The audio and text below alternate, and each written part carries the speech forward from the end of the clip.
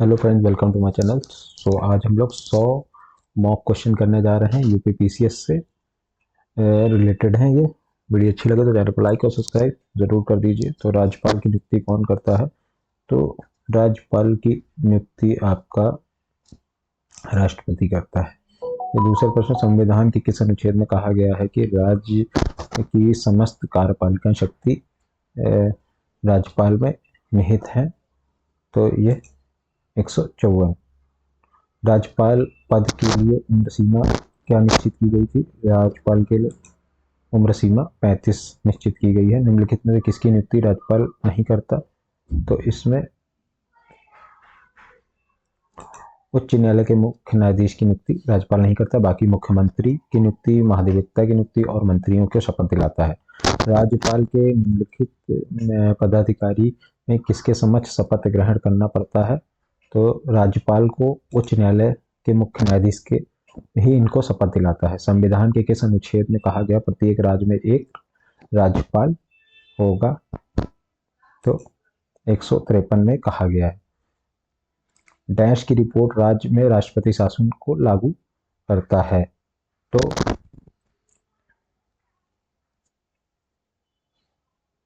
राज्यपाल की ही रिपोर्ट होती है जो कि राज्य में राष्ट्रपति शासन को लागू करने के लिए राष्ट्रपति को कहता है। संविधान के किस अनुच्छेद में राज्य राज्यपाल की निम्नलिखित में से किसकी सहायता सलाह पर अपनी शक्तियों का प्रयोग करता है? तो राज्य मंत्रिपरिषद की कहने पर। राज्यपाल मंत्रिपरिषद का निर्णय सूचना देता है तो मुख्यमंत्री देता है। फिर डीपीएसपी से रिलेटेड क्वेश्चन है ये। निम्नलिखित में से कौन सा कथन सही है?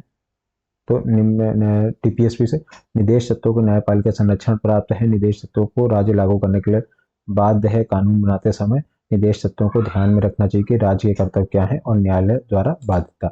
तो इसमें इसका कानून बनाते समय निदेश तत्वों को ध्यान रखा जाता है। तो यह कथन सही है। निम्नलिखित में से किस व्यक्ति के विचारों को प्रभाव राजनीति नेतृत्व पर दृष्टिकोण होता है? तो ये किसने कहा था?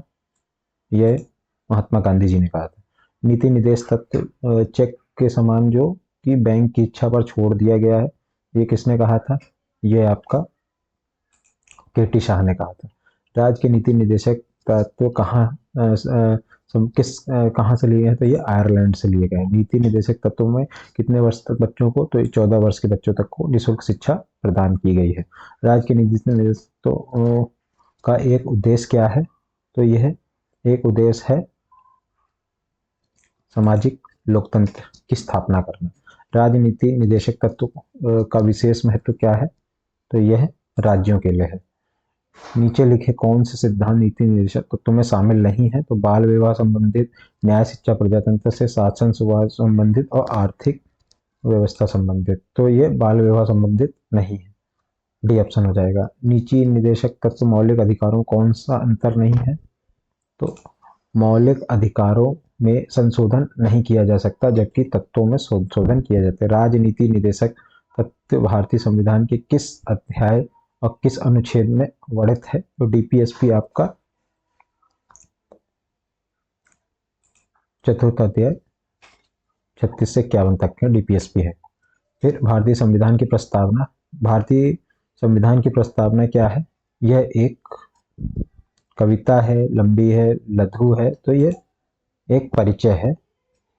42वें संविधान संशोधन निम्नलिखित में से किस भारतीय संविधान को प्रस्तावना जोड़ा गया था? तो ये आपका जोड़ा गया था समाजवादी धर्मनिरपेक्ष। फिर तीसरा प्रश्न बताए, भारतीय संविधान ने प्रस्तावना का विचार कहाँ से लिया है? तो भारतीय संविधान ने प्रस्तावना का विचार अमेरिका से लिया गया है। निम्नलिखित में से कौन एक सही नहीं है? तो प्रस्तावना संविधान का अंग है। भारतीय संविधान प्रस्तावना कानूनी मान्यता नहीं है। तो ये भारतीय संविधान प्रस्तावना कानूनी मान्यता तो ये नहीं है, तो ये है। 5वें में प्रश्न पे आता है, निम्नलिखित शब्दों में से एक शब्द संविधान की प्रस्तावना में प्रयोग किया गया है। तो प्रस्तावना में क्या प्रयोग किया गया है? न्याय, स्वतंत्रता, समानता और बंधुत्व। राष्ट्रीय आंदोलन एवं गांधीवादी चरण। तो भारतीय राष्ट्रीय कांग्रेस ने भारत छोड़ो क्विट इंडिया कब स्टार्ट किया था? तो क्विट इंडिया मूवमेंट 8 अगस्त 1942 में किया था। निम्नलिखित में से स्वराज पार्टी का गठन किसने किया था? तो स्वराज पार्टी का गठन चित्तरंजन दास जी ने किया था। भारत में मंत्रिमंडल कैबिनेट मिशन का आगमन किस तिथि को हुआ था? तो 23 मार्च 1946 को कैबिनेट मिशन आया था। जलियांवाला बाग नरसंहार अमृतसर में घटी थी, तो ये कब घटी थी? 13 अप्रैल 1919 में जलियांवाला बाग हत्याकांड घटा था। महात्मा गांधी द्वारा भारत में असहयोग आंदोलन कब शुरू किया गया था? तो भारत में असहयोग आंदोलन आपका स्टार्ट हुआ था 1920 में, गलत हो गया। खिलाफत आंदोलन शुरू किया गया था, तो खिलाफत आंदोलन किसके द्वारा शुरू किया गया था? सर अली बंधुओं मोहम्मद अली और शौकत अली के द्वारा। भारत छोड़ो आंदोलन क्विट इंडिया मूवमेंट कब शुरू किया गया था?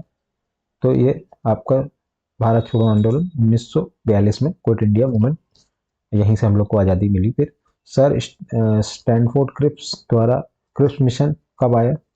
तो मार्च 42 में क्रिप्स मिशन आया। स्वराज पार्टी का गठन कब हुआ? तो स्वराज पार्टी का गठन आपका 1923 में हुआ। महात्मा गांधी द्वारा दांडी मार्च शुरू किया गया, तो दांडी मार्च आपका 1930 में किया गया। मुस्लिम लीग की स्थापना के बारे में, तो मुस्लिम लीग की स्थापना कब हुई? तो 1906 में हुई। निम्नलिखित में से कौन जलियांवाला बाग हत्याकांड के समय उत्तरदायी था? तो जनरल डायर। फिर सबने अवज्ञा आंदोलन के नेतृत्व में किसने किया था? तो ये महात्मा गांधी। लाहौर में भारतीय राष्ट्रीय कांग्रेस अधिवेशन किस वर्ष हुआ? तो 1929 में हुआ। फिर भारतीय राष्ट्रीय कांग्रेस पूर्ण स्वराज प्रस्ताव कब किया? 1929 में ही किया। फिर सबने अवज्ञा आंदोलन प्रारंभ हुआ, तो यह हुआ आपका मार्च 1930 में हुआ। पूना पैक्ट किससे बीच हुआ था? तो पूना पैक्ट आपका महात्मा गांधी और भीमराव अम्बेडकर जी के बीच में हुआ था। महात्मा गांधी ने नमक सत्याग्रह कब स्टार्ट किया? तो नमक सत्याग्रह 1930 में स्टार्ट किया गया। सबने अवज्ञा आंदोलन किस वर्ष स्थगित किया गया था?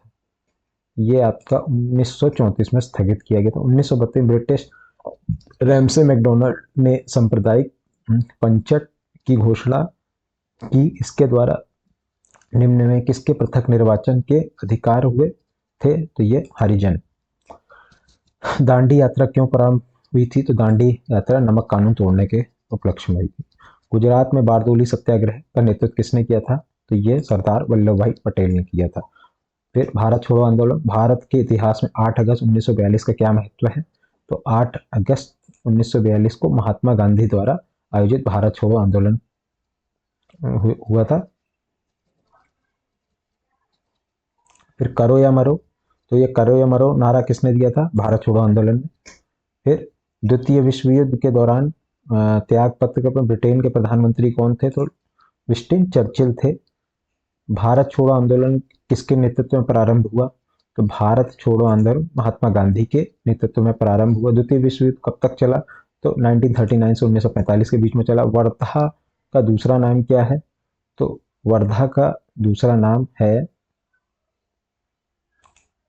भारत छोड़ो प्रस्ताव। फिर जर्मनी के आत्मसमर्पण के बाद विश्व ब्रिटेन में मजदूर लेबर पार्टी के हाथ सत्ता आई थी, तो ये कब आई थी सत्ता? तो ये आपकी 1945 में आई थी। भारत छोड़ो आंदोलन कब स्टार्ट हुआ? तो यह अगस्त 1942 ईस्वी में स्टार्ट हुआ। और अगस्त 1942 अखिल भारतीय कांग्रेस के अध्यक्ष कौन थे? तो मौलाना अब्दुल कलाम आज़ाद थे। भारत छोड़ो आंदोलन के समय भारत के वाइसराय कौन थे?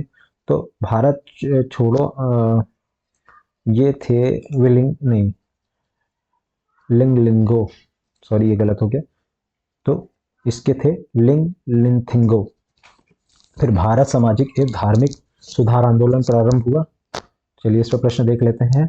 नॉर्थ वेस्ट फ्रंटियर प्रोविंस के समाज सुधारक अब्दुल गफार खान का आंदोलन प्रारंभ किया गया था, किस आंदोलन के नाम से? तो ये थे खुदाई खिदमतगार आंदोलन। 20वीं सदी में केरल के दलितों का उत्थान के लिए किसने काम किया था? तो ये नारायण गुरुजी ने किया था। मुस्लिम समाज के सबसे बड़े समाज सुधारक निम्नलिखित में से कौन है? तो मुस्लिम समाज के समाज सुधारक